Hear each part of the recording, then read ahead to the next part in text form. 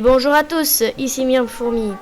On se retrouve pour une nouvelle vidéo. Donc aujourd'hui, on va commencer une sorte de petite série par rapport du coup à la biologie des fourmis, des choses étonnantes un peu qui peuvent se repérer en fait, qui peuvent ressembler à des inventions par exemple humaines et mais qui sont dans leur biologie elle-même.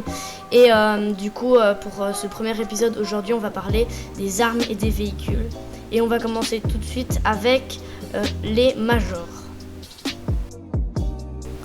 Donc déjà les majors comme leur nom l'indique, ils sont majeurs, ils sont plus grands que la normale. En fait ça parce que dans leur nourriture à l'état larvaire en fait elles ont du coup ces fourmis ont plus absorbé des protéines par exemple et du coup leur tête s'est grossie, mais elles ont le même code génétique que les autres fourmis qu'on peut appeler média ou minor pour les plus petites.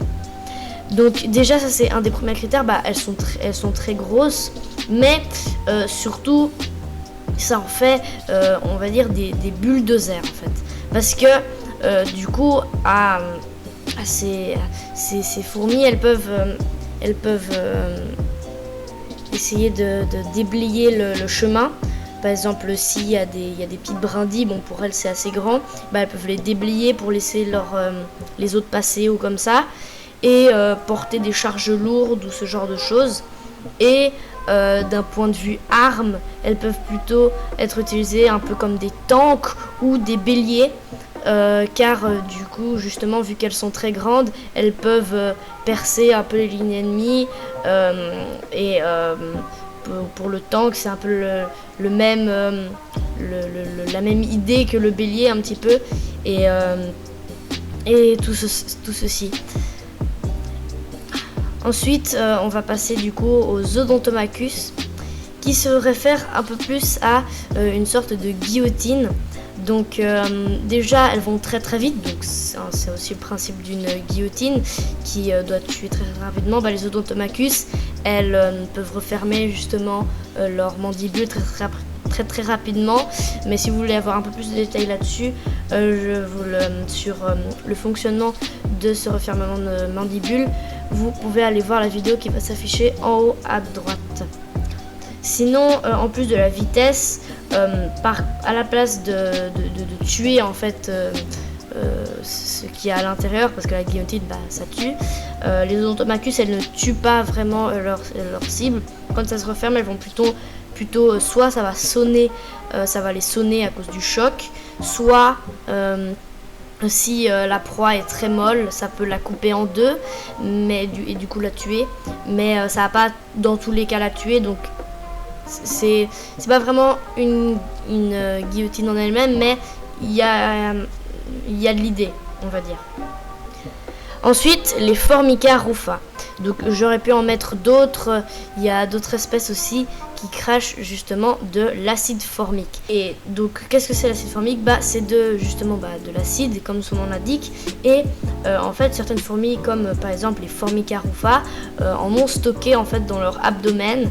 Et en fait elles ont un sac à l'intérieur où elles peuvent éjecter de l'acide formique en fait, comme on peut voir à l'image, et du coup elles vont balancer leur abdomen sous leur corps pour tirer.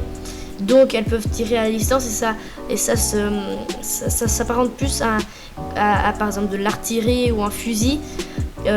Et déjà ça peut ça transperce un peu, parce que déjà l'acide est éjecté très rapidement, et puis c'est corrosif, donc en fait ça transperce comme une balle, on va dire.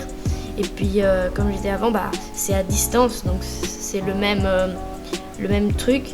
Donc il n'y a que certaines espèces. La Formica rufa c'est la première qui me vient à l'esprit là maintenant, mais je pense qu'il y en a d'autres aussi.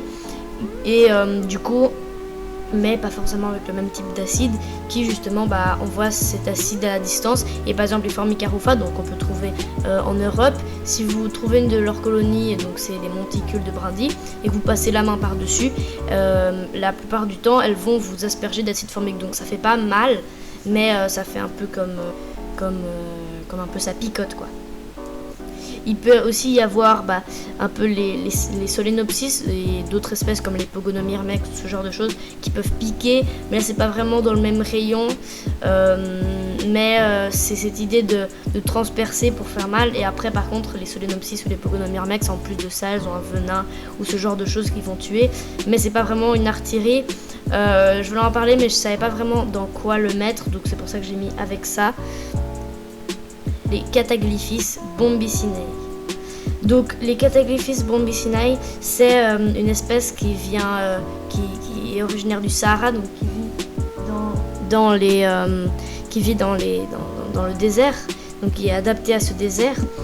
Et pourquoi je voulais en parler? Par rapport à nos véhicules, en fait, nous on a besoin de véhicules pour se déplacer.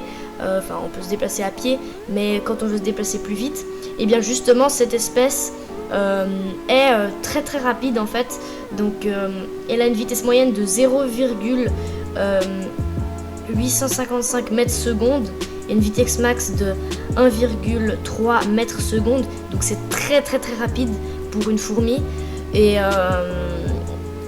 par exemple, pour un exemple, si Usain Bolt avait la même capacité à courir, je sais pas très bien comment expliquer, mais s'il avait le même métabolisme et tout, il pourrait courir à plus de 800 km/h.